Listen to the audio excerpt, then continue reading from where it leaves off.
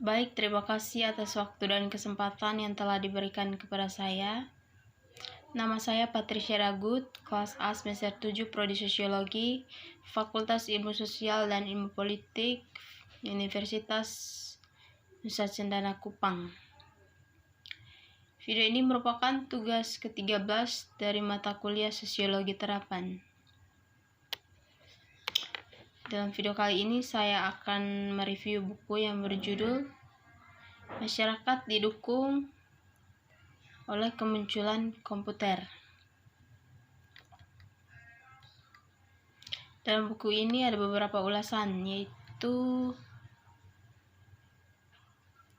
ciri hubungan antara aktivitas manusia memungkinkan teknologi dalam hal ketergantungan teknologi informasi, di mana tindakan manusia tidak dapat terwujud tanpa teknologi. Salah satu contoh sederhana dari teknologi yang dengan cepat menyebar luas dan diadopsi secara luas di seluruh populasi manusia adalah ponsel. Konsep interaksi dan dukungan interaksi dapat didefinisikan dalam relasi dengan konsep komunikasi dan kolaborasi. Menurut Dix dan Bill, komunikasi adalah pertukaran informasi komunikasi antara orang-orang. Kolaborasi adalah ketika dua atau lebih orang yang mengoperasikan objek umum, misalnya koperasi di mana dokumen bersama adalah objek umum.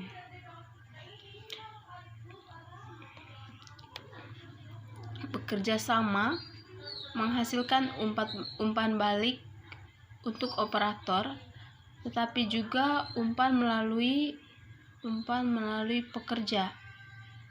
Dukungan untuk kolaborasi terkadang digabungkan dengan dukungan untuk komunikasi. Misalnya dilengkapi dengan sistem penulisan kolaboratif dengan fitur chat atau komunikasi.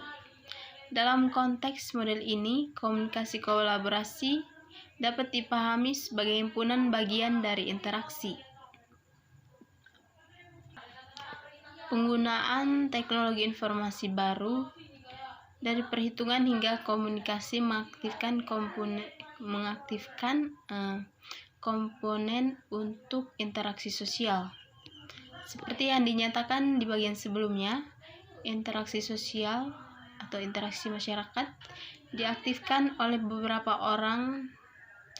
beberapa faktor, termasuk misalnya perangkat seluler, aplikasi, infrastruktur teknis, dan lain-lain.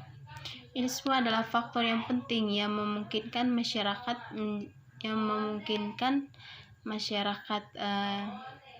masyarakat informasi menjadi kenyataan. Kemudian di atas teknologi ini pola penggunaan komunikasi dan perilaku muncul melalui sarana teknologi.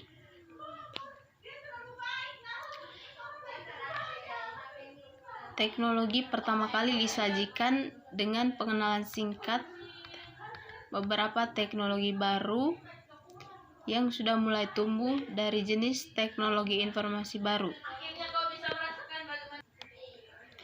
Infrastruktur interaksi untuk interaksi masyarakat. Dari sudut pandang teknis, interaksi sosial terutama diaktifkan di dua platform teknis utama, yaitu 1. Jaringan telepon, termasuk jaringan seluler untuk komunikasi suara dan data. Yang kedua, internet.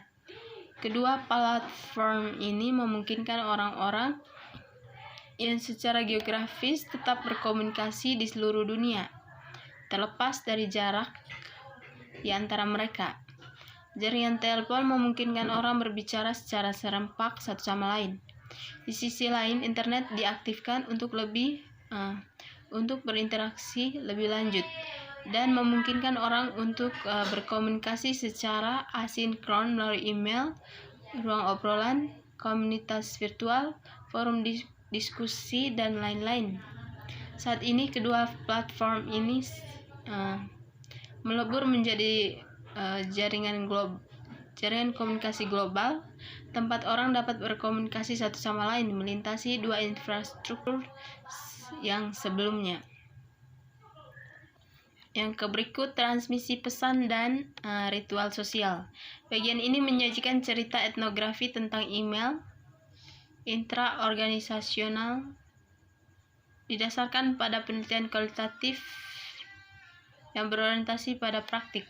Penulis melakukan kasus belajar untuk mengetahui lebih lanjut tentang apa yang sebenarnya terjadi dengan email di organisasi.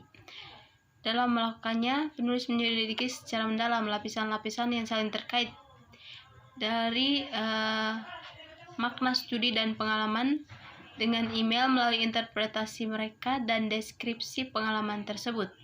Dan sementara etnografi tetap menjadi alternatif pendekatan arus utama konstruksi pengetahuan dalam penelitian sistem informasi.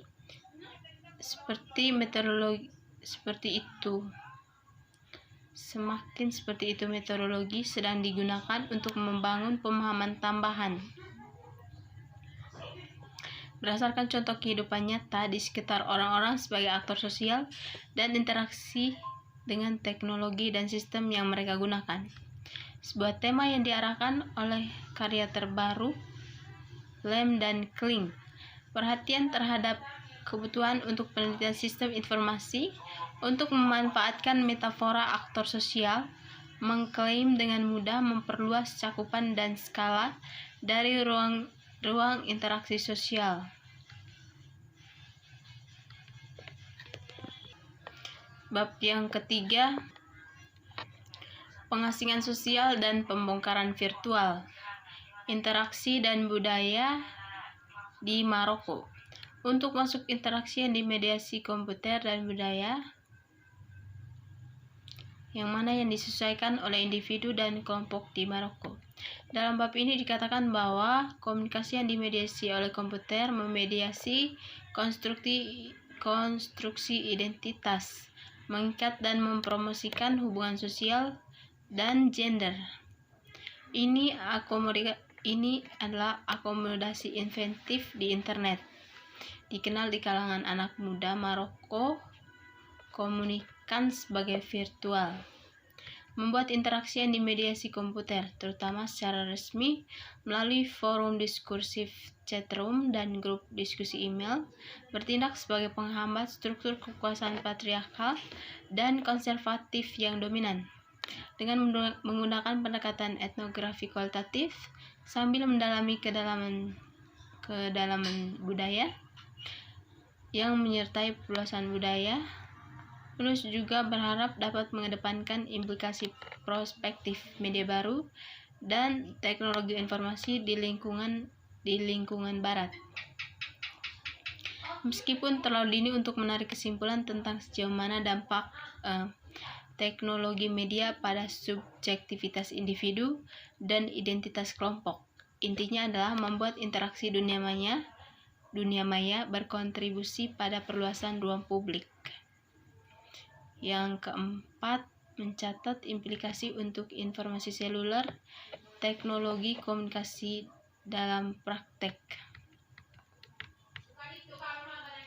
Karjohan memberikan kasus dan penyelidikan tentang bagaimana teknologi informasi komunikasi seluler tertentu mendukung pelabuhan telah digunakan dalam praktik kerja perawatan rumah yang mapan.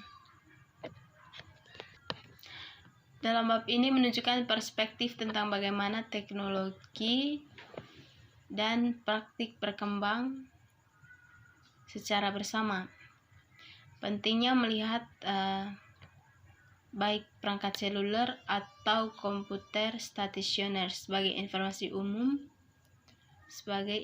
umum, karena pengguna tunggal yang ditawarkan sistem saat ini tidak mendapat cukup dukungan untuk aktivitas kolaboratif tenaga kerja, lapangan pekerjaan, kolaboratif tenaga kerja lapangan. Masalahnya terletak dalam hubungan untuk sistem pendahulu ditemukan di buku harian dan alat koordinasi. Saran yang diajukan penulis adalah pemahaman tentang pekerjaan pemeliharaan peran para pendahulu tersebut dapat memberikan informasi yang bermanfaat untuk masa depan. Sekian dan terima kasih.